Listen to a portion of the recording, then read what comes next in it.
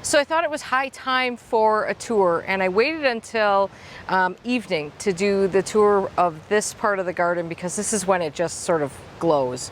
So we are on the front part of the house here, and we're just gonna do what I consider to be sort of the patio gardens, and then we'll do another video with the rest of the garden in it some other time. And we're also gonna do a video that really focuses on dahlias, so I won't talk specifically about a lot of them yet because they're just starting to come into bloom, but we will definitely get to a more in-depth sort of dahlia tour.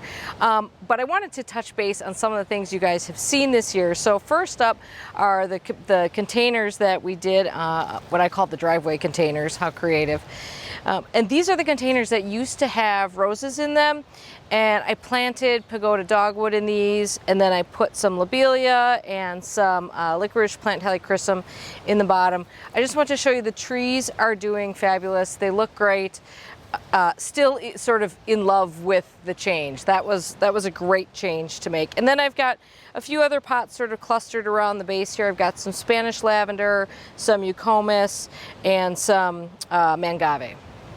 So we're just going to quick switch over to this side of the house. Now the light's going to be pretty bright here because west light, it's evening, it's coming right in here. But I want to show you how much things have grown here. So you can see that all of the big dahlias along the back are getting quite large. You can see there's a fair amount of blooming on some of the varieties. And the front border that we planted up with all annuals is doing generally pretty good. A lot of those things are still sort of coming into bloom, but there are some moments that are really pretty, like the Superbena Royale Peachy Keen with the Cheer Blue Delphinium, which I think we've already talked about in one other video. And then just a quick update on the window box, which is, you can see that the hyacinth bean vine has just gone nuts, which is a look I actually quite like. I mean, it's super tall up there. It helps fill up the house, but I also think that it's just, I kind of like it just being all wild like this. I did do a little bit of pruning on the helichrysum in this container, and I'll probably do a little more. It's actually gotten a little bit aggressive, so we've had to sort of keep that under control. But I do love the wild, I mean, even though it wants to jump out and grab you sometimes, I do love that look. So now we're going to switch across the patio, and this is really the part of the border that I think is just, this is sort of, it's just really coming into its peak here. This is a very full garden, and it's really full of a lot of annuals actually, which generally speaking I try to avoid doing too many annual areas. It's a lot of work, but I just love the way this always turns out. So let's talk about one of the best plants in this garden, which is this is Wild Magic Basil. This is 2 plants, so I've got 6 plants total in here. Each clump is 2 plants next to each other. This is a sterile variety of basil. So what you get is, first of all, I don't eat this. I've got plenty of other basil that I like to eat, so I don't eat this, although it's perfectly edible and quite delicious. But I like to let these flowers grow. But just this really dark purple with a little bit of green foliage on it is such a good foil for things like the Nicotiana. This one is antique lime green. It's the first time I've grown that variety. It's a little bit shorter, and it has these sort of reddish, purplish backs on the flowers, which is kind of nice. Another plant to just sort of point out here is this is more of the Jewels of Opar. You might remember this from the Circle Garden. So I just kind of filled that in around where I have a few mangaves in there. And then of course here we've got, I plant this particular dahlia in this location almost every year because it's one of my favorites. This is Crichton Honey Dahlia, and it's a ball form that ranges in color from this deep salmony peach to a light yellow to everything sort of in between. And that too blends really well with this, with the Wild Magic Basil. Behind that is the tiny Tough Stuff hydrangeas. Those flowers are pretty well spent, but they're still pretty, even though they have a bit of age on them, I think. I do have a hole in the garden sort of front and center here. We've had a terrible problem with rabbits this year, and they ate all the quaking oak grass that I had here, which is unfortunate because it's really beautiful. So I have this little hole here, which if I had any plants left over, I would stick something else in there, but honestly, everything else will probably fill in here eventually. I think it's worth just taking a moment to take a look at the urn. Now, we planted that up in a video. The canna, which is Tropicana Canna, is just starting to push up that its first flower. And what's funny about this is that I think, if you might recall, that during that video I mentioned that originally I was thinking about only planting the canna and the purple heart, and then I put in the carex grass on the bottom, and then there's orange, campfire orange Bidens in there as well. Well, I guess I got what I was originally thinking, because basically the purple heart, which I put 6 plants in there, was way too many. And we've just sort of got this hula skirt of purple heart, and you can barely see the carex, and you can definitely not really see the Bidens anymore, which is okay. I don't mind how it looks. It's just sort of funny how that ended up happening. And then we work, there's a lot of repetition in the border here, so of course we work our way down to another clump of wild magic basil with more Nicotiana. The one thing I would say about this garden is that there is a foliage accent here with Amsonia hubrectii, which has this sort of light and airy feel to it. And I think that is really helps, because there's so much going on in this garden that without a little bit of a break, we could really be sort of struggling here. And there is wrapped around the base of the urn, there's a Princess Diana clematis growing up there. The Limelight Hydrangea is just starting to really put out its blooms here. You can see that they're very limey still. So these flowers will get much bigger and obviously much whiter as we go along. Across the way here, this is the garden that I planted up in a video last year. So pretty amazing how much this has filled in. Now, some of these things in the front, this is a Dahlia this year. This is Gallery Art Nouveau, and the Salvia Argentia that you see here, that's an annual that went in this year. But everything else in here is a perennial that we planted up last year, and of course it's filled in really well. This is Cecilaria Grass, which is kind of moving through here, that we planted there last year. As we come down this way, now this is Strawberry Blonde Marigold, which I grew from seed. I sort of wish I hadn't put that there. I don't love how it looks. I didn't realize it was going to be quite as bright of a yellow as it is, but live and learn. It's a good spot for some annuals right there. Along here, what you see is this is Salvia Argentia, again grown from seed. Now, I planted this in this place last year as well, and although it is perennial, I believe in zones 5 and up, it did not come back, because one of the things to know in general about especially gray foliage plants, and especially those with very fuzzy leaves, is that they want a lot of sun, they want really sharp drainage, and they don't want to sit around wet. And this is an area where in winter we shovel the walkway and the snow piles up here, so it's not really conducive for these plants to survive because of the drainage situation over here. But easy to start from seed, and well worth doing, because I think this is the one plant that came back. Everything else was left from or was new this year, so you can see how big things get in 1 year. So well worth planting. Just a quick note here, this is this clematis that you see here, this is Stand By Me. I've got several of them planted through here, but the seed heads are so pretty. So of course I love them after they're spent. And I think this is Purple Emperor Sedum, really good sedum. Actually, I should probably make it a point to propagate some of this, because the dark foliage is so good there. On this side of the path, we've got some more annuals and things. Obviously, this is HS date. But over here, I planted some zinnias, and behind there, we've got some Vermillionaire Kufia. A lot of that was taken out by the nasty little bunnies. This interesting plant is new for me this year. This is Verbena Bampton.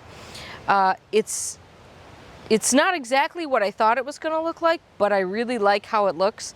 And I grew that from seed as well. And I think that'll be a repeat for me, because I do quite like that.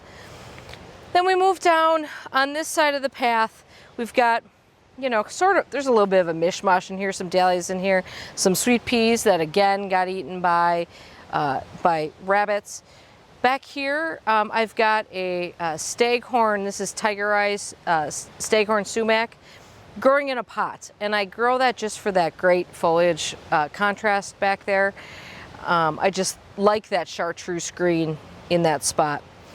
Down here, one of the interesting plants, there's a lot of ageratum, by the way. This is all ageratum, which gets great, beautiful blue flowers, great for bouquets. One of the neatest plants in the garden this year is a plant that I was sent to trial from Darwin Perennials. This is called Arctic Rose Fox. It's a perennial foxglove, so it will continue to bloom. It has already bloomed once this year, and I cut it back, and this is the second bloom on it, and it has just been performing so well right here.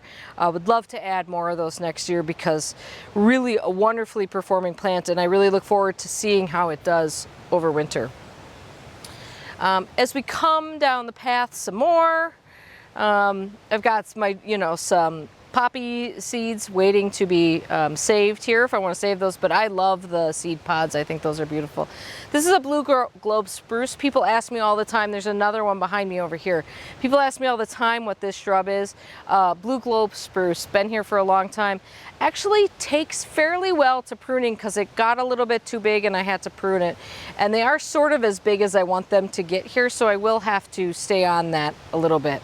This little section of garden is one that I planted up in a video either last year or the year before, and we planted this Japanese maple. This is a moonrise, Japanese maple, and it's growing really well. It's much bigger than when it was planted. And I've recently come back here and I had a couple of hostas in this bed that were huge. So I moved them out of here. They were way oversized for this bed. And I've gone in and I put in a lot of sweet tea heucherella and iced peach heuchera, which is a new plant. And then there's a few smaller hostas in here, all of which have sustained a fair amount of slug damage this year. So I'm hoping, and then I've got some ajuga in here as well. So I'm hoping between the ajuga and the heucherella, things sort of fill in here fairly well. On this side of the path, this is I always say this wrong, this is a blue magoo and it's a spruce. So I will have to tell you, I'll put it on the screen what spruce it is because I always get it wrong. But growing through that is this clematis. This is Alba luxurians. And I love how it's just sort of dripping out of the tree. It climbs all up. This is one of the things I love to do is grow clematis up trees. And this is just sort of a really charming effect, I think. I've just cut back the Veronica white wands down here, and we've got some celosia trying real hard to grow there, but fighting a losing battle with the rabbits. Then we can make our way, and before we go through the little piece of grass that we have over here, I'm going to show you the container by the garage. So you guys, I'm sure you remember when we planted up this container this year. This has turned into a bit of a cousin-it type container, and I'm all here for it. I think it's fabulous. This is this begonia that just drips. This is the peach version, and then there's another white one over there. We've got the longwood silver plectranthus here, and then in the inside of this, I was trying to grow Rex begonia vine and Cissus discolor, and it is just taking its own sweet time. So I guess it takes a little bit longer to grow than I thought it would. So I will overwinter that inside, and hopefully maybe next year we'll have a big enough plant to really have that make a show, because I don't think it's going to get very far this year. But despite that, I think with the height of this plectranthus and this just skirt of begonias, this is, I think, maybe my favorite version of plantings that I've ever done in this container. I think it looks great. So now we're in what is really our side yard, but I often call it our backyard. But the theory here is that grass area here forms an oval. So we've got a mostly shady planting over here, and then we make our way around. So just a couple of things to point out. First of all, this is a little lime hydrangea right here. There were 3 in here. I think they're all gonna come out. I have not had, this is another one down here looking really terrible. I've not had great success with little lime. So I don't know why that is. All other hydrangeas seem to do fine for me, but for whatever reason, little lime is a little sketchy. So maybe it's time to change those out. I think it's worth just taking a moment to take a look at the climbing hydrangea that is against the garage. I couldn't be happier with how that plant has filled in relatively quickly for a climbing hydrangea. And I'm now starting to let it wrap around the corner so that eventually I think it'll head over to the pergola over the garage. At least that's how the plan goes in my head. Up in front here, this is blue Kazoo Spirea. I love this plant. I love the variation in foliage color. The deer hit it pretty hard this year, but it's still really pretty, and it just keeps flushing out new growth, which has this bright color, and then you get some of this purple tinge on it. Such a nice shrub. This is a viburnum right here, the name of which I can't tell you. It's a plicatum type, so it's a double file type, but it's not Mauricii. And it has some great berries on it right now, if you can see the red on there, which is just another layer of interest for it. Growing along the back here are plants that, let me step into the shade a little bit so I can talk to you about these. So growing along the back are plants that so many people have asked me for updates on. So that is the Hornbeam Hedge that I planted here 2 years ago, I think. And so many people have asked me how those are doing, and I thought you could see for yourself here. They have been, now this is a extremely skinny variety that it's called Lucas is the variety, but it's a European hornbeam. So they're taking a little bit to fill in. But this year what I did was I did a topping cut on them. So they're almost as high as I want them to get, but not quite. And I actually got some advice on this from Nick McCullough, who you should definitely follow. I'll put his Instagram handle. He's a landscape designer who I talked to in late February, who uses a lot of hornbeams. And I asked him, I said, when do I make that topping cut? Because I've been doing a little bit of just light pruning to encourage them to fill out. And he said, in his experience with hornbeams is once you make that topping cut, they really thicken up. And that's exactly what has happened here. So I cut probably a foot off the top of all these at the same level, and they have really just started putting on more growth to the sides. So things are going really well. They look great. In fact, what we'd really like to do is continue to add more as we go down here, because we have this enormous spruce tree that is sort of a feature in our yard. But as we've been learning more and more, trees don't last forever, and it'd be nice to have this continuing if we could, in case we ever lost that tree, we would really want something there. So we might in the future add on to that hornbeam hedge. So there's your hornbeam hedge update. I'm really happy with how things are going. They're a little skinny at the bases. I wish they were a little more filled out down there, but we'll work on that in successive years with some pruning. So this is another spruce, which I will put the name up. This is a Hudson Eye Spruce. We planted this in honor of our first Newfoundland, whose name was Hudson. It has gotten so tall, but it's super skinny, so we quite like it. Just to tell you how quickly this tree has grown, we put Christmas lights on this tree every year, and we used to put lights on the tree, no problem, by hand with a light at the top. And now, I mean, how big would you say that is? 15 feet or so? Yeah, like 15 feet probably already. So, and then moving down here, I think this Quickfire Hydrangea is looking fabulous. Obviously called Quickfire for a reason, pinking up really, really nicely. And I've got some, I think this is called Tilt-A-Whirl Hosta down here. they look good, but again, they've really been taking a beating from slugs this year. And then over here, I just have, this is just Autumn Joy Sedum here. And these all came out of another garden, and I divided them because I wanted to fill in this area. And I think this is just a really good example of how you can just use plants that you have in your garden to fill in an area. And although I don't think Autumn Joy Sedum is really all that great of a plant on its own, when it's planted in mass, it looks pretty nice. So now we're going to walk around to the other side of the circle.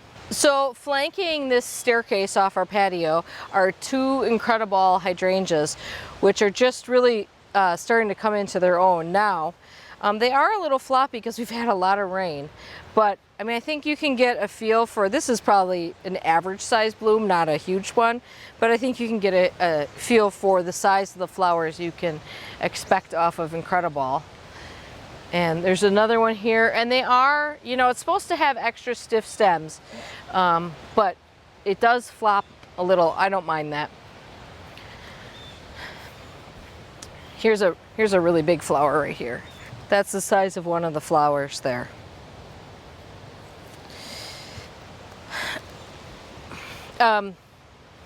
This is the Johnson's Blue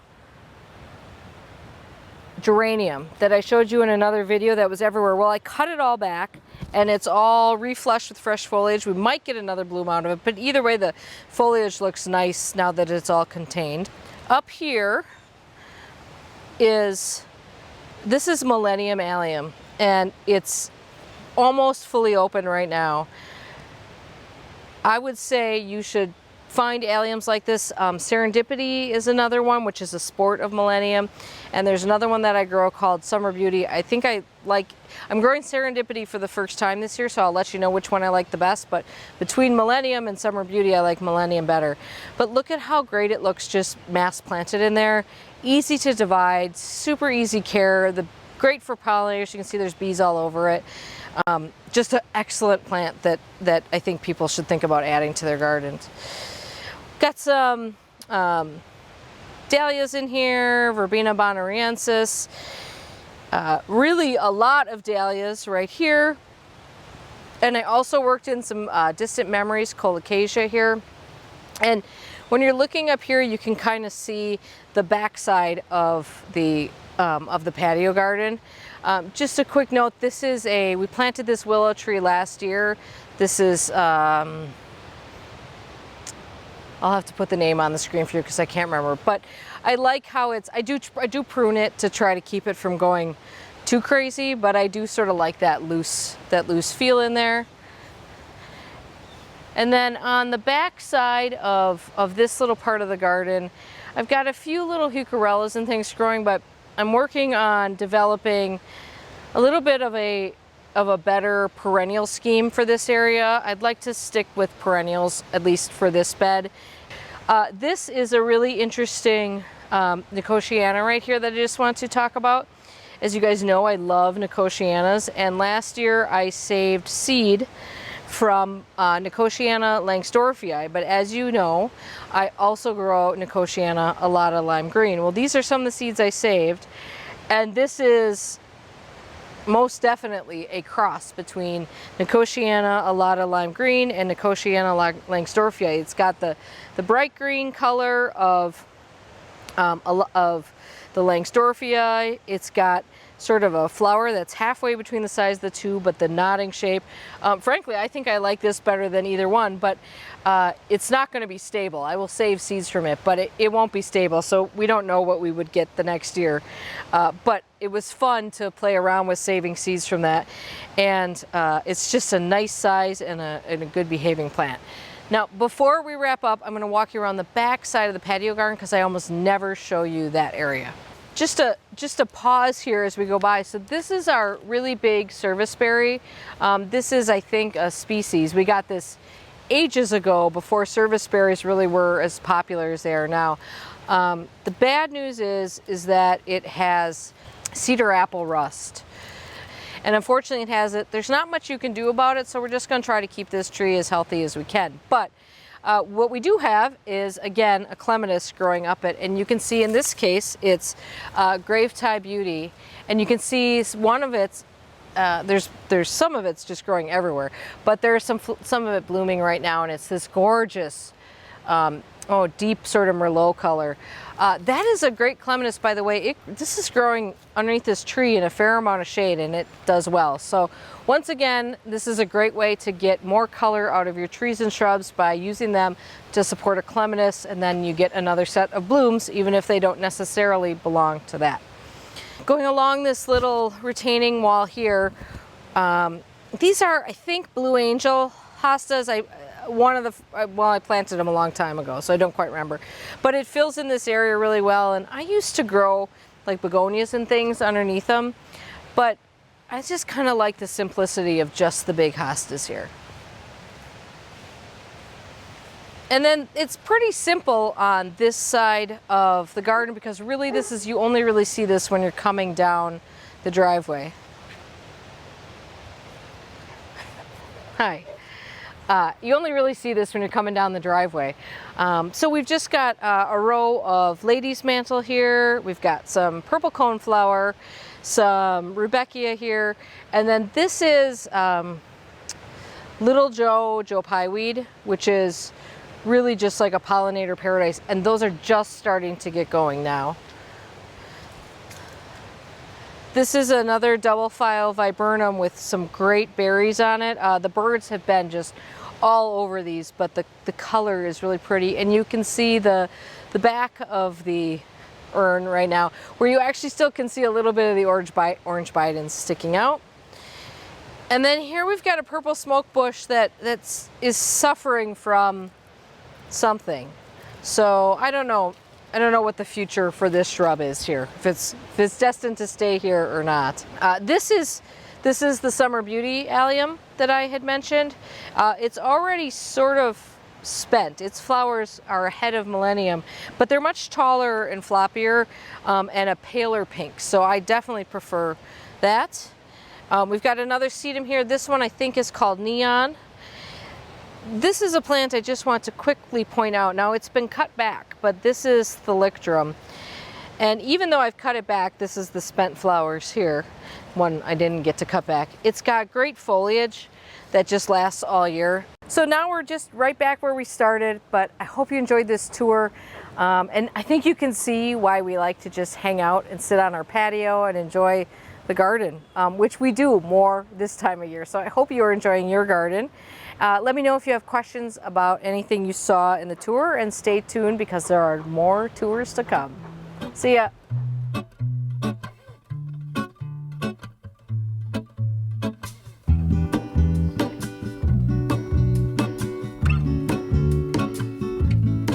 There is a life I lead in this city, hurrying to cut my teeth. I can take what I need to get by. It doesn't make it easy. The other piece of my heart moves slow, somewhere in the great unknown. When I return from the afterglow, will you carry me like I am whole again? Wait, hold on, put me together, take me back where I belong. I want it all. I had a feeling, but the feeling is all gone. Wait, hold on, put me together, take me back where I belong. I want it all. I had a feeling, but the feeling is all gone.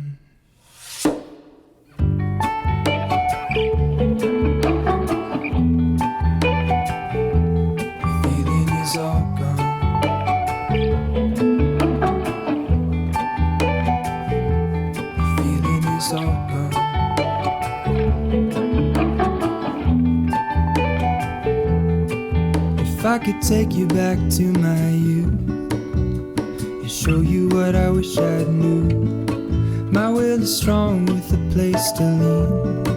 In the moment I hung desperately, the other ring on my wrist is gold.